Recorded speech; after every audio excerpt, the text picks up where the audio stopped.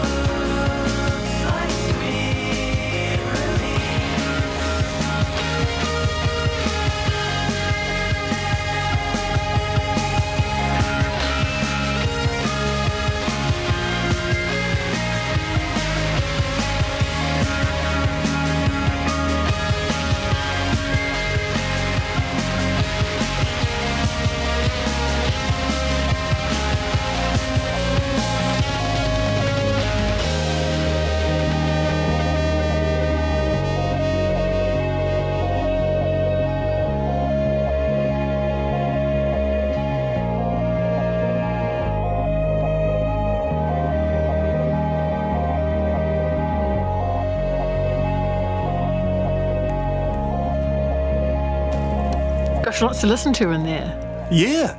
Lots of little interesting detail woven through the tunes. I rate the guy a lot. Ash Smith is his name, or on this record, calling himself Secret Knives, and the album is called Snuff on Low Hum Records. Great thing, and he's connected to this next artist who calls himself Borrowed CS. Ash Smith directed the video for the song we're about to hear in a moment, but and Borrowed CS is actually Corey Champion, who's a Wellington artist and drummer and DJ and producer, a sort of fixture of the capital's music community. You know, he'll be DJing in some bar and playing at local jazz shows and even exhibiting at Toiponeki Art Centre, where he was he was their artist in residence over the past year, working on a sound design project. Interesting cat, and he, on the tune we're about to hear, Mara TK sings, who I've always thought is a great soul singer, ex of Electric Wire Hustle, and I think Corey Champion himself does everything else pretty much. It's from an EP called Single Beat Combinations that he put out via Japan's great Wonderful Noise label earlier this year. And so I'll leave you with that, I reckon. The song itself is called Brainstorm, and it's a ripper. Thank you, Grant. Hope you enjoy it. Getting lots of love for your selections today from our listeners. Good stuff. And me too. Thank you, Grant Smithies. Anytime. Cheers. Okay, mate. All right, see ya. Bye.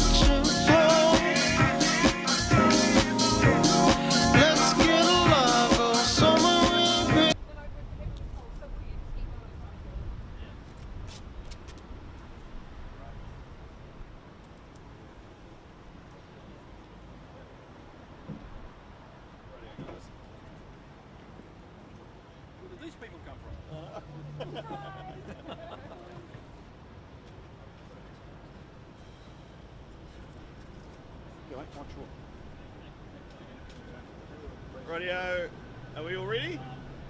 Good morning everyone.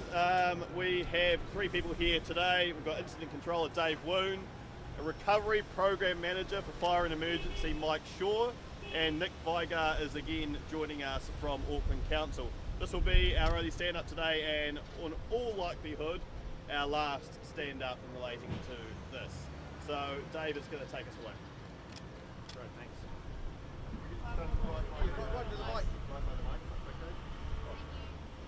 Sorry, get away. Yep. So here we are again. First of all, before we go any further, I'd really like to convey my thanks and my fellow commanders' thanks to the firefighters who've worked here over the last few days. They've done an outstanding job in arduous conditions. There's a whole lot of ancillary staff that support us, a lot of volunteers. We've got our operational support people in our canteen units and who have kept us as well as we can. I'd also like to support the families of our firefighters. I don't know if you can imagine what it's like to have a firefighter come home as your partner and they've been hard at it for 14, 24 hours. So thank you very much for that. Where we stand at the moment in the incident at the convention centre, the fire, we still have active firefighting, so there are still flames in pockets. We've also in our overhaul phase, which means we're pulling stuff off. We're pulling bits of iron off, we're pulling roofing materials and ceiling materials out. It's very difficult access. We still have the same hazards that we've had previously, although the main significant one being the weight of the roof, we've managed to burn away, and that's working to our advantage. Over the weekend, the city is open. We are trying to reduce our footprint of our operations here. So we're reducing our cordons, trying to let as much traffic through as we can.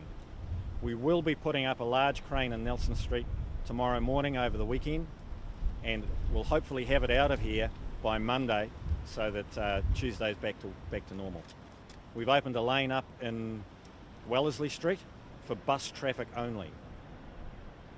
We're allowing cars from the Sky City main building accessed via Federal Street, but not from the convention centre.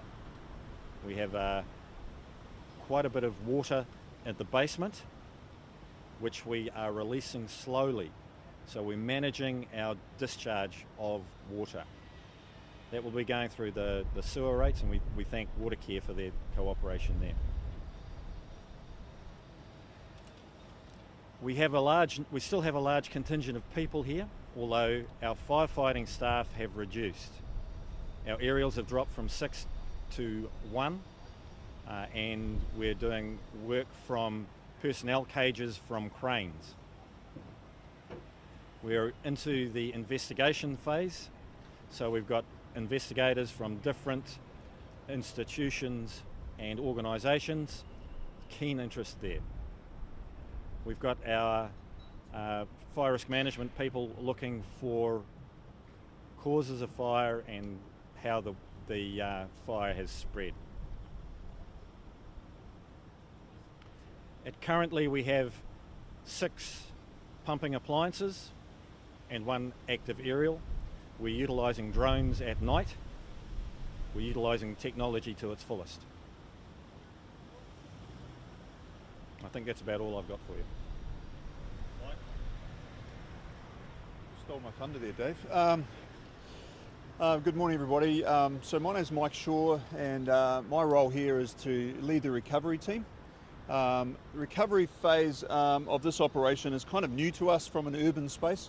It's something that we tend to do more in our rural activities where we have large campaign fires and we have to reinstate a lot more.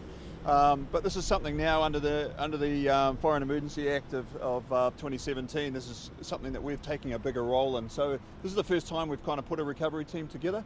What I would like to start by saying is thank you to the public of Auckland. Your patience during this operation has been amazing. Your donations of food has been incredible. Thank you very much. We've certainly appreciate it. The firefighters have been working very hard on this job now for a very long time, and it's certainly heartening and it's very humbling to come back to the station and just see piles of donations and the community's thinking about it. So thank you very much for that. One of the very big parts of my role is to work very closely and collaboratively with all of our stakeholders and start to put the city back together again and shrink our footprint. Now, like Dave said, we're still in very much a technical part of the operation. We are still firefighting, although, for most people who are looking at the fire, there's no more smoke, there's no more flames. Why are we still here? This is a very normal phase of what we go through, and it's an extremely important phase. So we will be here for a bit longer, but we are trying to shrink and we are trying to open up as much of the city as we possibly can. As Dave said, our investigations have started, and that involves obviously a very big part of a large number of investigation teams that will be working in the building, and we don't really know how long that's going to take, but it's likely that we'll shrink our outside operation, and that may still be going on inside the building, but hopefully it won't have too much of an effect on the traffic and things as we move forward. And that's pretty much all I've really got to say with what we're going to be doing with recovery. It's really just around working with all of the stakeholders, the local businesses and things that are around here that have been affected, and putting the city back to normal.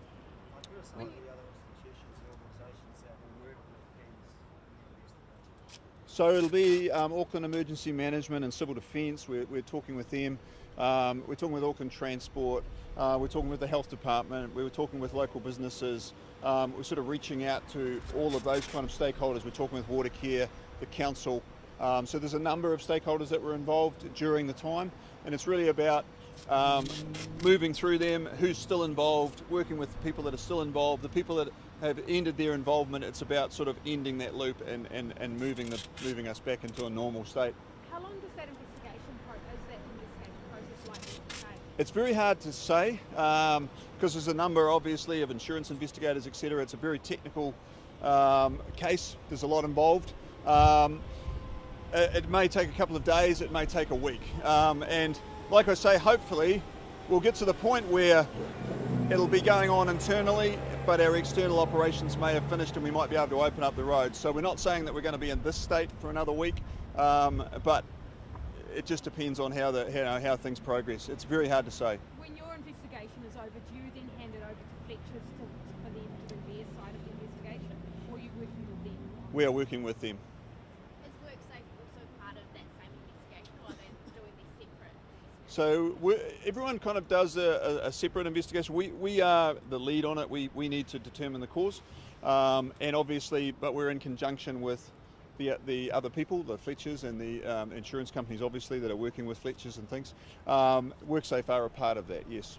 Given the fire, reports are that the fire seems to have started on the roof, and now that the roof is gone, it's going to be very difficult to establish cause. I don't really want to get into where the fire started or how the fire started. It's something that'll be part of the investigation. We have cranes that we can use and things like that, so we've got contingencies should they need to move around the building or above the roof. But yeah, it's not to start speculating about where it started or how it started. I can't really do that, sorry. How much water has already been pumped out of the basement? I can't really tell you that. Perhaps our gentleman from the council might be able to fill us in a little bit from that, but no, that's something I don't have a calculation on, sorry. How long do you expect these flare-ups to continue to go for? Very hard to say. It's if you can imagine, when a fire's burning, you've got a whole lot of crevices, you've got a whole lot of joins in timber, you've got a whole lot of little pockets, and all you need is a little hot spot to sit there. It can sit there for a couple of days, and then it can flare up with a bit of wind. So Mr. Woon's taking care of that, and that's going to be one of those processes. It takes us a very long time sometimes, but we are working as hard as we possibly can to find all of those hot spots. We use thermal imaging, we use all sorts of tools that'll help us with that. Given the wind, how strong the wind has been, is that creating problems as well, and do you expect it might continue to? It certainly created problems initially when we were in the real heavy firefighting stage of the operation because of our aerials and things that we're using. It does limit occasionally how often we can use our crane with our cage on it for our investigators and our firefighters. So that is playing a little bit of a part, but we're managing, we're getting there. What, if any, concerns do you currently have about structural pressure on some of the lower floors as a result of the water that's come down on some of those lower floors? The engineer's been working on this the entire time, and we're confident that the building is structurally sound as it stands at the moment. How would you describe the scale of this damage? Have you seen something like this before? We've certainly seen this scale of damage before. It's a very large building. I mean, this is a very, very large building, and it's been quite complex the way that we've had to fight. It's a little bit different to what we would normally do. We don't usually wait for things to burn. We usually put them out. But there was a little bit of different technical things that we had to do this time.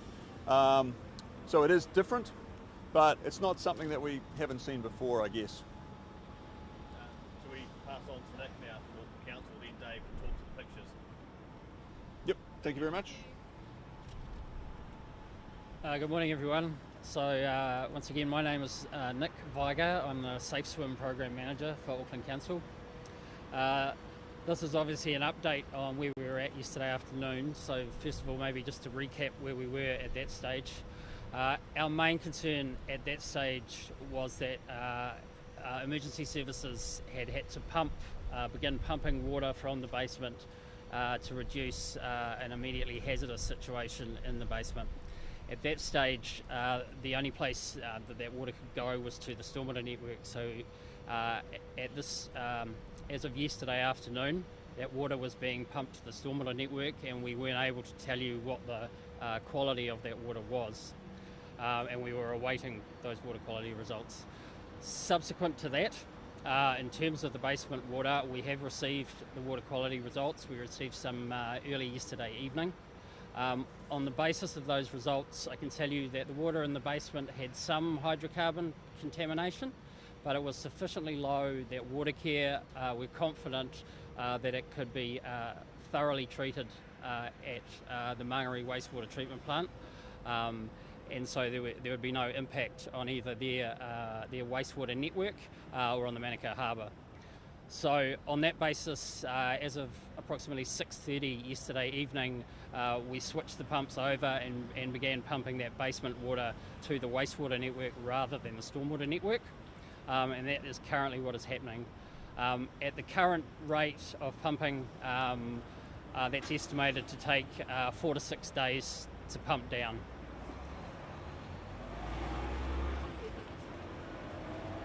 So that's the immediate situation on the basement water, and that's obviously relieved our immediate concerns in terms of water quality in the harbour. Those water quality results we also got back in terms of the runoff from the outside of the building and the runoff that was coming out down at Viaduct Basin. I can tell you that the contamination was sufficiently low that we're confident there was. At this stage, it was a sufficiently lower risk than the basement water. So that outside water has now almost stopped going to the stormwater network, and so the immediate risk to the harbour is much lower.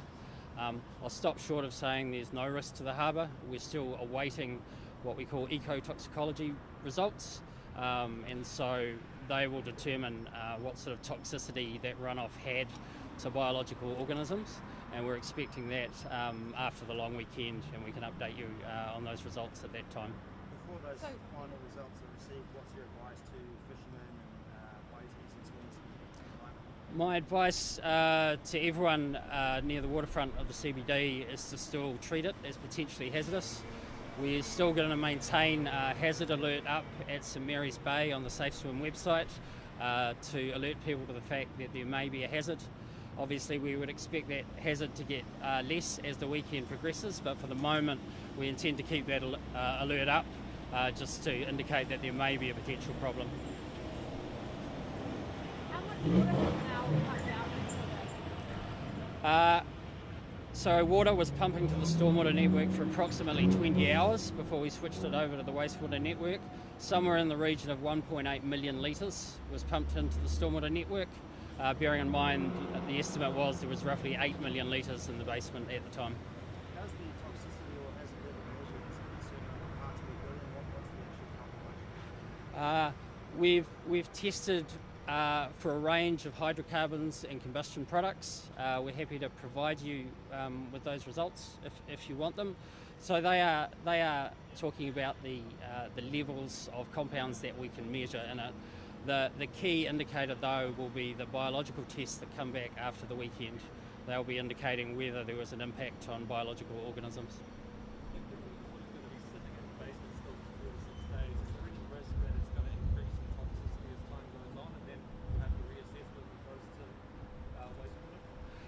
Our concern at the time, and one of the reasons that water began being pumped out of the basement, was that because of the cars that were in the basement, we were worried about further hydrocarbon contamination of the water if the water level got any higher. We're confident that we've started to minimise that risk. In terms of will the contamination increase from sitting? I don't think so.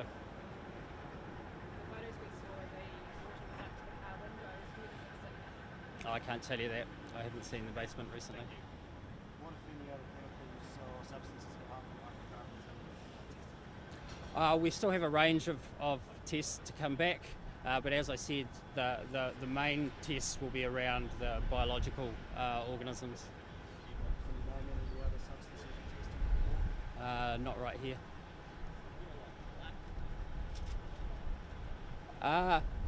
I'm told that the water is not particularly discoloured. Whilst pumping out of the basement, we've been trying to manage any hydrocarbons with booms on top of the water. But in general, the appearance of the water was not particularly discoloured. But nonetheless, there was some contamination in the tests we've done to date. Last question for Nick, then we'll get Dave to talk for photos. Anyone? No? Cool. Dave, talk for these photos. You guys want to move your bikes? No, he's going to talk. Yep.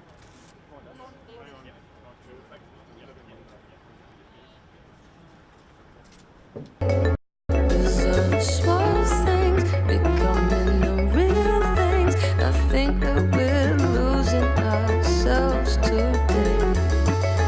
You used to love me.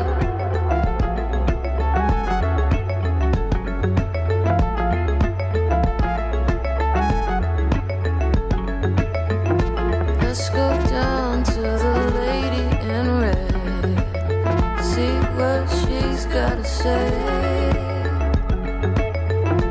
Let her read all the crystals to me.